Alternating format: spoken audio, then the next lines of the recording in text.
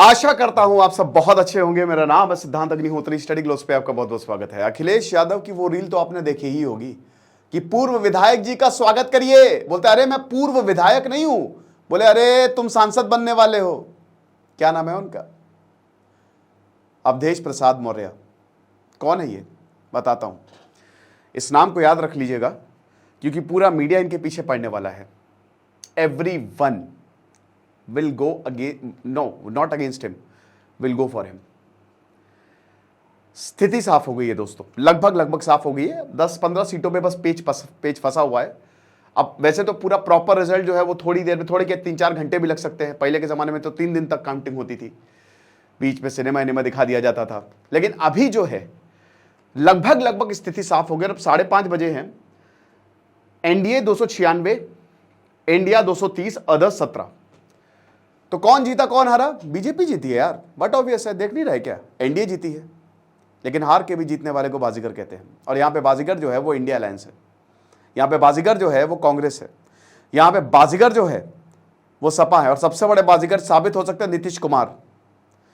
दोस्तों मैं आपको एक चीज बता देता हूं कि यहां पे बीजेपी जो है वो 240 के आसपास अभी पहुंची है। आप 400 पार तो छोड़िए, 300 पार भी पार नहीं कर पाए हैं ये लोग, एनडीए।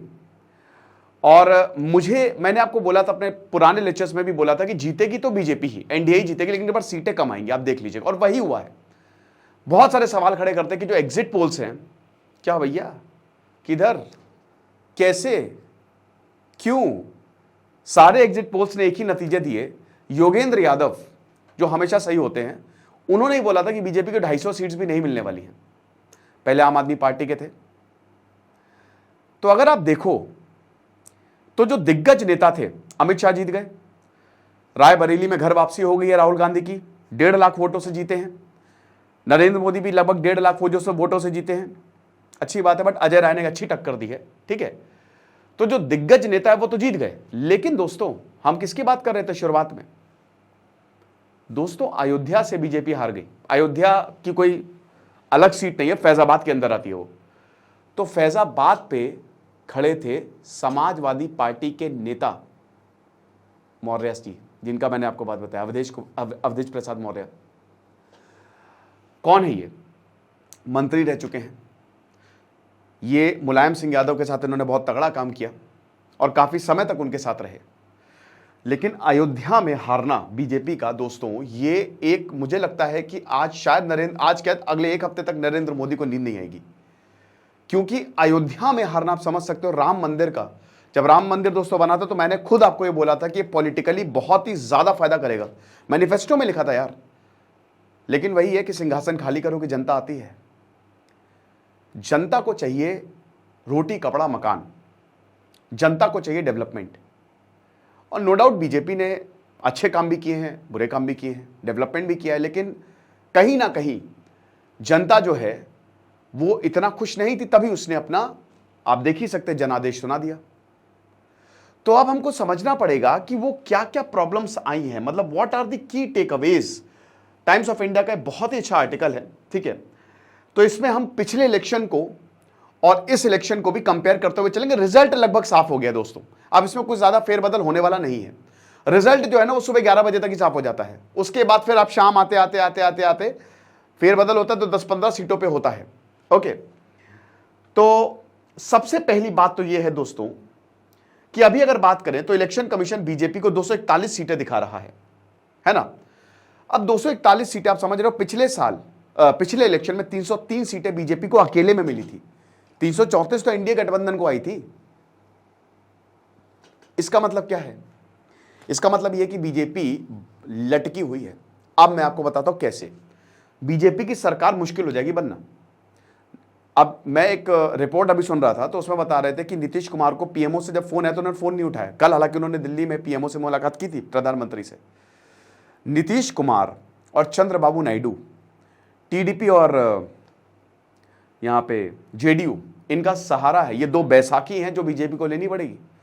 और अगर अब नीतीश कुमार का हमको इतिहास पता है, ठीक है, मुझे बताने की जरूरत तो है नहीं। अगर जिनको नहीं पता है तो आप देख लीजिएगा मेरे लेक्चर्स, मैंने किया है अभी लास्ट टाइम जब वो बीजेपी में आए थे।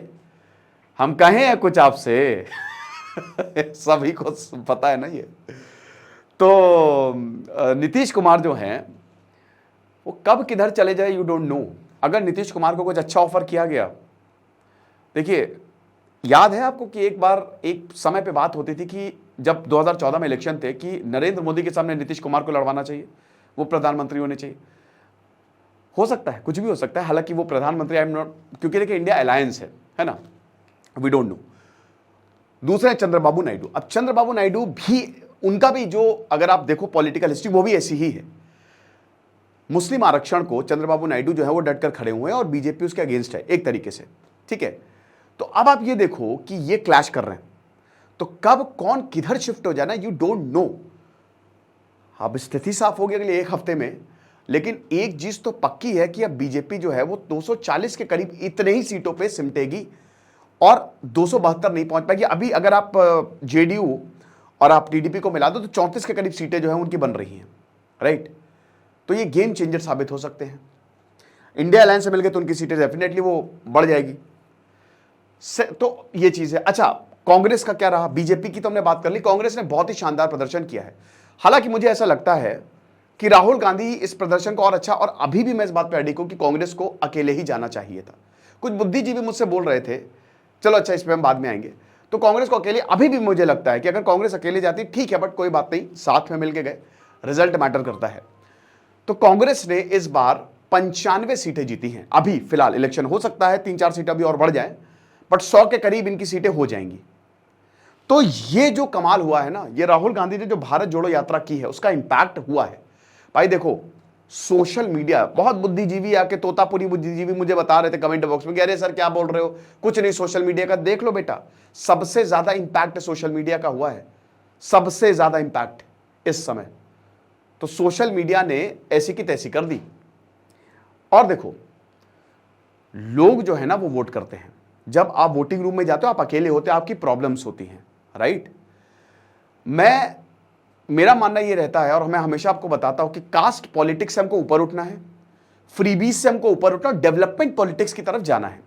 जब तक ये नहीं होगा तब तक कुछ नहीं होगा। और ये बात बिल्कुल सत्य है कि अगर आप लोगों को डेवलपमेंट दे दोगे तो लोगों को इतनी अकल है, इसको कहते हैं कलेक्टिव विजडम, दे नो, लोगों को है, पता है कि किसको वोट देना। आप अच्छा काम करोगे आपको अच्छा वोट मिलेगा, दैट्स इट।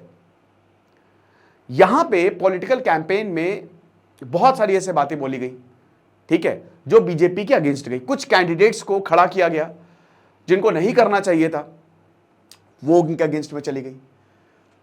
इंडिया अलायंस ने रैली बढ़िया की, जो भी बोलो भाई। उत्तर प्रदेश में समाजवादी पार्टी की जबरदस्त रैली, अखिलेश यादव ने दिन रात रैली एक कर दिया, वो उनके मतलब उसमें गई।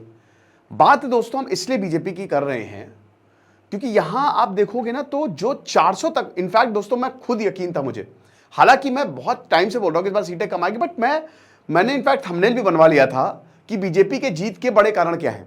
और मैं एकदम आई विल बी फ्रैंक, मैंने थंबनेल सुबह ही सुबह बनवा लिया था और मुझे भी लग रहा था कि भाई एग्जिट पोल तो देखते हो 350 के करीब सीटें मिलने वाली हैं। लेकिन जब रिजल्ट देखा तो कमाल हुआ। मेरा भी एक तरीके से आप कह सकते हो कि आई वॉज ऑल्सो इन्फ्लुएंस्ड। शुरुआत में तो मैं बोल ही रहा था कि 300 के करीब सीटें आने वाली हैं और उतनी ही आई हैं, लेकिन जितना ज्यादा वो अल्लाह, तो ऐसा होता है, बट कुछ नहीं हुआ। अब मुझे लगता है कि जो जर्नलिस्ट हैं या जो मीडिया कंपनीज हैं जिनको ठेका दिया है कि आप एग्जिट पोल्स करो, भाई पकड़ो उनको, अब आपके तो पैसे गए। तो अभी इस बार एनडीए सरकार आएगी।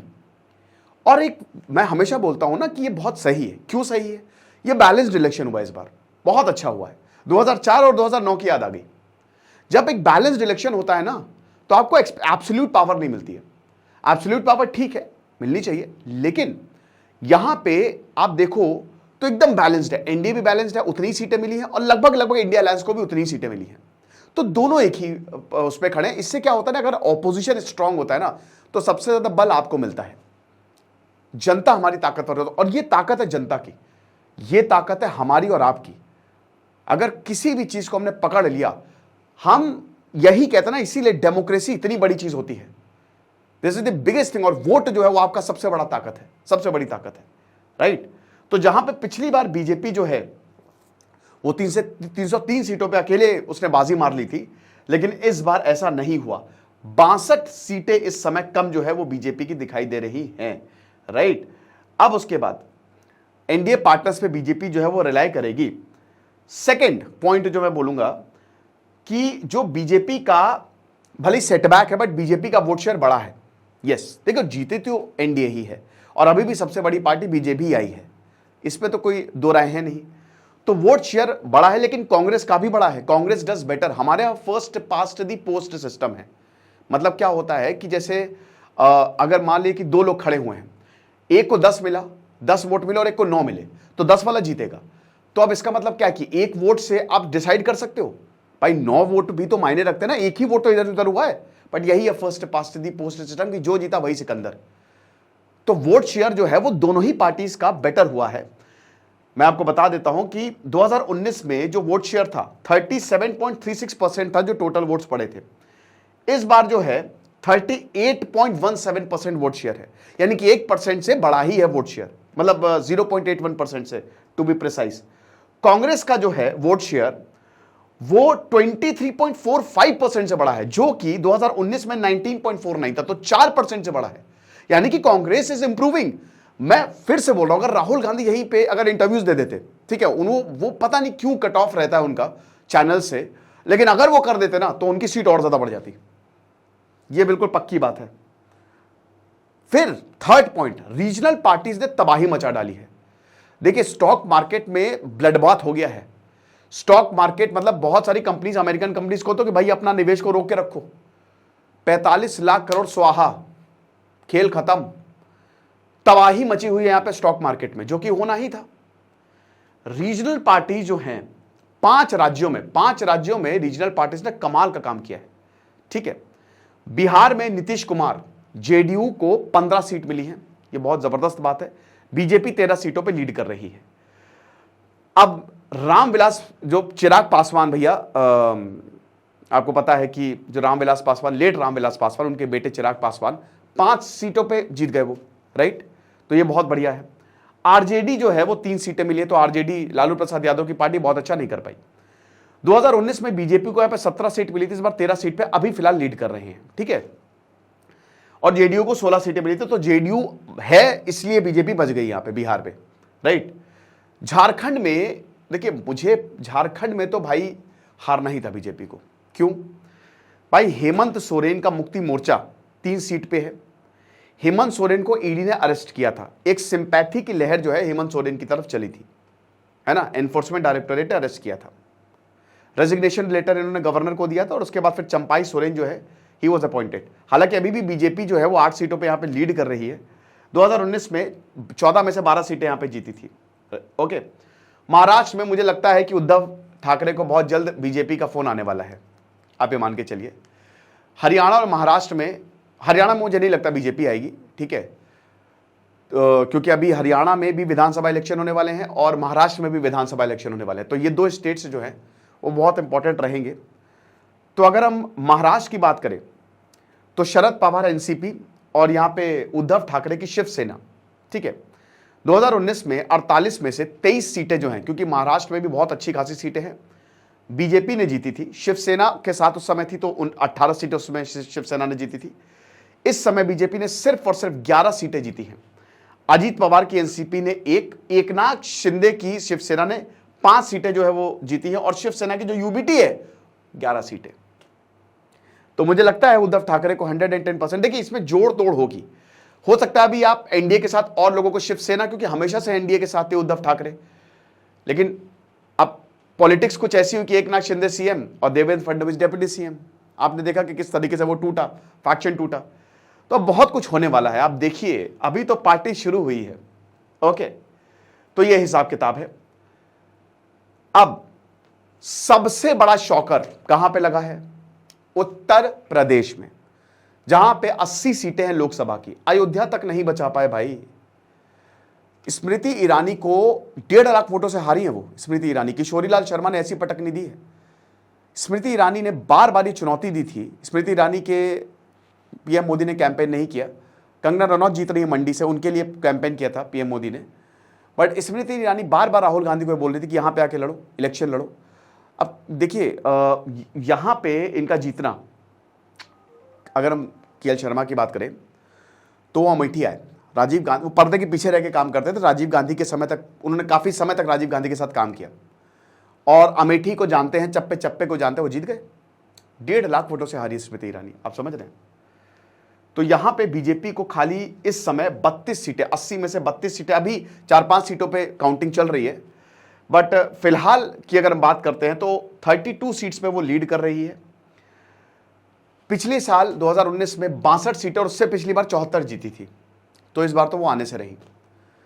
शिवसेना कह रहा हूं, अगर अखिलेश यादव की पार्टी की बात करते हैं तो, और कांग्रेस की बात करते हैं तो समाजवादी पार्टी 37 सीटों पे आगे चल रही है। 5 सीटें पिछले जनरल इलेक्शन में जीती थी, समझ रहे हो। तो समाजवादी पार्टी और कांग्रेस को मिला दे तो 42 के करीब सीटें जो हैं ये दोनों यूपी में लेके आ रहे हैं। तो ये कमाल कर दिया है, और ये सबसे बड़ा शॉकर है क्योंकि बीजेपी में योगी आदित्यनाथ की सरकार है और बीजेपी को लेके हर कोई आश्वस्त था कि यहां पे क्लीन स्वीप होने वाला है बीजेपी का, लेकिन ऐसा नहीं हुआ, ऐसा नहीं हुआ मेरे भाई। लखीमपुर खीरी से अजय कुमार मिश्र टेनी हार गए, हार नहीं था। लोग देखते हैं, सब लोग देखते हैं किस तरीके से वो हादसा हुआ और उसके बाद कार्रवाई नहीं हुई, लोग गुस्सा थे। आओगे ना चुनाव में, तो आओगे, आ जाओ मैदान में बेटा, देख लेंगे सबको। चुनाव में तो आओगे ही ना, तो लोग सब देखते हैं, लोगों के दिमाग में सब रहता है। और ये सारी पार्टियों के लिए बहुत बड़ी सीख है कि आप ऐसे नेताओं को अगर टिकट दोगे तो आपको हार आपके निश्चित है, समझ रहे हो। वेस्ट बंगाल में टीएमसी ने बेटर किया है 2019 की अगर बात करते हैं। अभी करेंटली 31 सीट पे टीएमसी लीड कर रही है। 2019 में 22 सीटें ही जीती थी टीएमसी ने। तो जितना भी बोल दो, ममता दीदी का भी जलवा वहां पे बरकरार है। और बीजेपी जो है 18 सीटें जीती थी, इस बार खाली 10 जीती है, ठीक है। हिंदी हार्टलैंड में बीजेपी का सूपड़ा साफ, सूपड़ा तो नहीं लेकिन बुरी हालत हुई है यहां पे। 225 में से 176 सीटें अगर सारे हिंदी राज्यों को मिला दो, 2019 में 225 में से 176 सीटें जीती थी, जिसमें उत्तर प्रदेश 80 में से 62, पिछले इलेक्शन की बात कर रहा हूं, उत्तराखंड 5 में 5, बिहार 40 में 17 बीजेपी ने जीती, झारखंड 14 में से 11, छत्तीसगढ़ 11 में से 9, मध्य प्रदेश 19 में 28। मध्य प्रदेश इस समय सिर्फ इकलौता ऐसा राज्य है, थैंक्स टू संघ आरएसएस की वहां पे बहुत जबरदस्त पैठ है, और शिवराज सिंह चौहान जो कि इस समय सीएम नहीं है। और जब वो सीएम नहीं थे, मोहन यादव को बनाया गया था, तो उस समय मेरा भी यही सवाल था कि क्यों नहीं बनाया गया शिवराज सिंह चौहान को सीएम। बीजेपी ने अपने पैरों पे कुल्हाड़ी मारी है, बट मध्य प्रदेश पे बहुत अच्छा परफॉर्मेंस यहाँ पे रहा है। एमपी में परफॉर्मेंस अच्छा रहा है, सारी की सारी सीटें जीती हैं, ठीक है। दिल्ली में 7 में 7, हरियाणा में 10 में 10, मतलब सब, हिमाचल प्रदेश में 4 में 3, राजस्थान में 25 में 24। इस बार जहां पे पिछली बार 176 सीटें, 225 में से 176 सीटें, इस बार सिर्फ और सिर्फ 127 सीटों पे लीड कर रही है। उत्तर प्रदेश में तो मैंने आपको बता ही दिया कि 32, 62 से सीधा 32। हरियाणा में जहां पिछली बार 10 की 10, इस बार खाली 5। राजस्थान में तो बहुत ही शॉकिंग रिजल्ट आए हैं। राजस्थान में सिर्फ 25 में से 14, जहां पे पिछली बार 25 में से 24 जीती थी, ठीक है ना। बिहार में मैंने आपको बताया 40 में 13, झारखंड में 14 में से 8, उत्तराखंड में अगेन 5 में 5, उत्तराखंड की सारी सीटें बीजेपी को, छत्तीसगढ़ में 11 में 10, मध्य प्रदेश में सारी सीटें जीती हैं 29 में 29, दिल्ली में 7 पे 7, हिमाचल प्रदेश में चारों सीटें जीती हैं, ठीक है ना। तो यहां पे बेसिकली जो काम खराब किया वो राजस्थान, बिहार और हरियाणा और यूपी में ज्यादा सीटें हैं। कांग्रेस की बात करता है अगला पॉइंट, तो कांग्रेस मुक्त भारत तो फिलहाल देखने को नहीं मिला है, जो बहुत ज्यादा नारा दिया जा रहा था। 2019 में कांग्रेस को खाली 52 सीटें मिली थी, 52।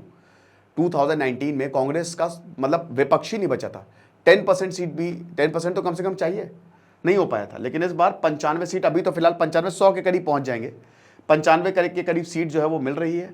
साथ ही साथ राजस्थान, महाराष्ट्र और तेलंगाना में कांग्रेस जो है वो आगे चल रही है, राइट। और कांग्रेस जो है अभी 17 में से 8 सीटों पे तेलंगाना में आगे चल रही है। 2019 में खाली 3 सीटें जीती थी, तो यहां पे परफॉर्मेंस काफी बेटर हुआ है, राइट। महाराष्ट्र में कांग्रेस 11 सीटों पे आगे चल रही है, 2019 से खाली 1 सीटें मिली थी यहां पे। राजस्थान में कांग्रेस अभी फिलहाल 2019 में तो 1 भी सीट नहीं जीती थी, लेकिन इस बार 8 सीटों पे आगे चल रही है। हरियाणा में कांग्रेस पिछली बार 0 सीट जीती थी, इस बार 5 सीटें जीती हैं, ठीक है। तो मैंने क्या बताया, लोग देख रहे हैं भाई, हरियाणा में प्रोटेस्ट हुए, रेसलर्स के प्रोटेस्ट हुए, सबने देखा जंतर मंतर पे। तो ये चीजें बीजेपी को देखने चाहिए थे। और मैंने लद्दाख में आपने देखा सोनम वांगचुक अकेले लड़ रहे थे और उस समय मैंने बोला कि भाई क्या ही दिक्कत है अगर आप लोगों को, इससे लोगों का भरोसा बढ़ता है, लोग आपको प्यार करेंगे, लोग आपको वोट देंगे अगर आप उनकी बातें सुनोगे। लद्दाख में सोनम वांगचुक जो है वो भूख हड़ताल की, लेकिन कोई नहीं गया वहां पे। तो ये सब देख रहे हैं लोग। राहुल गांधी का रिसर्जेंस, भारत जोड़ो यात्रा का इंपैक्ट हमको देखने को मिला है, ठीक है ना। इनफैक्ट दोस्तों अभी वायनाड से भी राहुल गांधी, केरल से के वायनाड से राहुल गांधी आगे चल रहे हैं और फिलहाल राहुल ने 59.53% जो वोट है वो इन्होंने अभी अर्जित किए हैं। रायबरेली से 66% जो वोट है वो हर 100 में से 66, मतलब जितना भी वोटिंग परसेंटेज है वो राहुल गांधी को गया। तो राहुल गांधी 2 जगह से इलेक्शन लड़ रहे थे, दोनों जगह वो जीतते हुए दिखाई दे रहे हैं। एक सीट उनको सरेंडर करनी पड़ेगी बाद में, वहां पे बाई इलेक्शन होगा। मुझे लगता है रायबरेली से ही राहुल गांधी, वो बहुत इमोशनल मूवमेंट भी था, थोड़ा सा जो अपील थी, सोनिया गांधी ने बोला था कि मैं अपना बेटा आपको दे रही हूं, तो एक बहुत ही इमोशनल मूवमेंट भी था वो, तो इसलिए राहुल गांधी जो है वहां पर जीते भी। तो राहुल, मुझे लगता है कि वायनाड सीट छोड़ के वो रायबरेली में ही आएंगे क्योंकि वो उनकी विरासत रही है। राम मंदिर, क्या ही बताएं, राम मंदिर का कोई भी विजुअल इंपैक्ट हमको यूपी में देखने को नहीं मिला क्योंकि फैजाबाद में हार गई अवधेश प्रसाद। जैसा कि हमने बताया कि लल्लू सिंह बीजेपी के कैंडिडेट 3 बार जीत चुके हैं वो, इस बार लल्लू सिंह, मुझे लगता है कहीं ना कहीं जैसे लोगों ने क्या किया ना, ये मैंने लेक्चर लिया था अगर आपको याद होगा, जब राम मंदिर बन रहा था यानी कि आज से 1-1.5 साल पहले, वहां पे क्या हुआ कि लोग परेशान हो गए थे थोड़ा सा, ठीक है। सिटी का एक्सपेंशन हो रहा था क्योंकि देखिए अब आपको राम मंदिर को बनाना ही था, इसी दौरान बनाना था, इलेक्शन से पहले बनाना था, और अभी भी राम मंदिर पूरा बना नहीं है। तो सिटी का एक्सपेंशन, जमीनों को लेके, दुकानों को लेके लोगों में थोड़ी नाराजगी थी कहीं ना कहीं। उड़ीसा में बीजेपी ने कमाल कर दिया भाई। अब मुझे लगता है कि शायद उड़ीसा में भी, क्योंकि विधानसभा उड़ीसा में और आंध्र में साथ साथ हो रहे हैं, तो इस समय उड़ीसा में बीजू पटनायक जो हैं फिलहाल 21 सीटों में से 19 सीटें तो अभी, लेकिन यहां पे विधानसभा इलेक्शन में दिक्कत हो रही है, यानी कि हो सकता है बीजेपी इस बार उड़ीसा में जीत जाए। डेवलपमेंट वर्सेस फ्रीबीज, तेलंगाना में जो केसीआर हैं उन्होंने फ्रीबी मॉडल जो है वो इंट्रोड्यूस किया, 2 कंसेक्यूटिव इलेक्शंस यहां पे जीते, लेकिन अब फ्रीडी मॉडल की एक्सपायरी डेट आ गई है। फ्रीबी नहीं चलेगा यार, डेवलपमेंट करो, सिंपल सा कंसेप्ट है। बहुत सारी स्कीम्स चलती हैं साउथ में, ठीक है, फ्रीबीज काफी ज्यादा चलती हैं, लेकिन डेवलपमेंट इज वेरी इंपॉर्टेंट। आप बार बार मुफ्त क्यों दे रहे हो, आप इतना ज्यादा उनको डेवलप कर दो ना कि वो खुद ही सक्षम हो जाए कमाने के, ठीक है। जहां देनी चाहिए फ्रीबी वहां पे दो। तो इस समय केसीआर जो है तेलंगाना में तीसरी बार नहीं जीत पाए। इनफैक्ट जो जगन मोहन रेड्डी है जीत गए वो वाईएसआर, तो जो असेंबली इलेक्शन है आंध्रा के, उसमें कमाल का इन्होंने काम किया है, ठीक है। तो अब महाराष्ट्र, झारखंड और हरियाणा में जो असेंबली इलेक्शन होने वाले हैं उसमें कांटे की टक्कर होने वाली है। किसी ने ये नहीं सोचा था, जिस तरीके से एग्जिट पोल्स आए, बहुत लोगों ने यही बोला था कि 350 तक बीजेपी को सीटें मिलेंगी, लेकिन जो रिजल्ट आया है उससे सब कुछ साफ हो गया है। तो ये मेरा एक एनालिसिस था। अब अगले 2-3 दिनों तक बहुत सारे 2-3 दिनों तक क्या, जब तक सरकार नहीं बन जाती तब तक ढेरों लेक्चर्स आएंगे। आप भी कमेंट बॉक्स में बताइए आपको क्या लगता है, आपका क्या मानना है। मेरा देखिए एक ही रहता है कि मैं आपको ज्ञान दूं, जितना हो सके नॉलेज दूं, और जो प्रॉब्लम्स है वो आपको बताऊं, ठीक है। सिंपल सी बात है, नितिन गडकरी जीते हैं नागपुर से 1.5 लाख वोटों के करीब से, लेकिन जो अच्छा इंसान है, जो अच्छा नेता है, आप उसको वोट करिए, दैट्स इट। आप पार्टी को छोड़िए, जो अच्छा आप क्या काम कर रहा है बस आप उसको वोट करिए, काम हो जाएगा आपका। खुश रहिए, पढ़ते रहिए। दिस इज सिद्धांत अग्निहोत्री, साइनिंग ऑफ।